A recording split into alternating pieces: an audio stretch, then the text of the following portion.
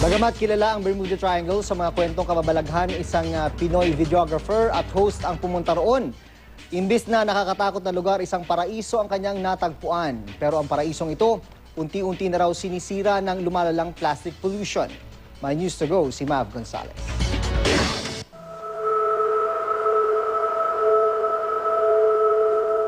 Kababalaghan ang karaniwang naiisip kapag nababanggit ang Bermuda Triangle. May mga kwento kasi ng mga barko at maging mga eroplano na nawala matapos magawi sa lugar na ito. Pero ang totoo, isa pala itong paraiso. Paraisong nanganganib na dahil sa lumalalang plastic pollution. Ang grupong Plastic Tides binisita kamakailan ng Bermuda. Kabilang sa kanila ang Pinoy na si Julian Rodriguez, isang videographer, host at dating crew member ng Survivor USA. We want to raise awareness for plastic pollution. Tapos, we're gonna do something crazy.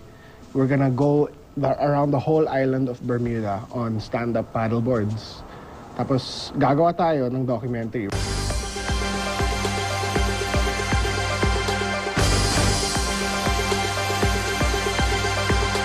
Labing-isang araw umikot ang grupo sa Sargasso Sea at habang nag-iinspeksyon at kumukuha ng water samples, tumambad sa kanila ang sandamakmak na basura tulad ng mga karton at mga plastic bottles. Ayon sa grupo, pag nabubulok ang plastic, dumidikit ito sa seaweed na pagkain ng mga isda. Kinakain ng fish.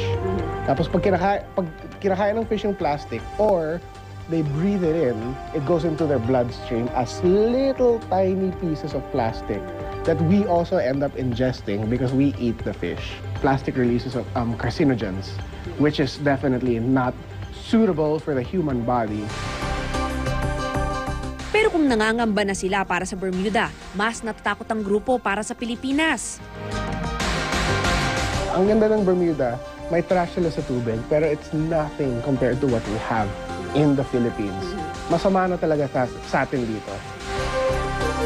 Sa deep sea study ng California Academy of Sciences noong 2011, nakita kung gaano nakalala ang polusyon sa mga karagatan natin. Meron silang mga nakuhang candy wrappers from the 70s from the bottom of the sea.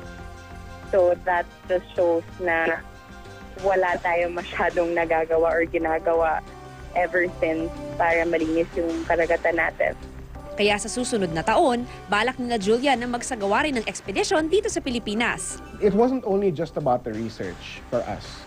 It was also being able to show people who love the outdoors, who are young and able, or not even young, like people who just enjoy the water, that you can enjoy and also be responsible. Mav Gonzalez, GMA News.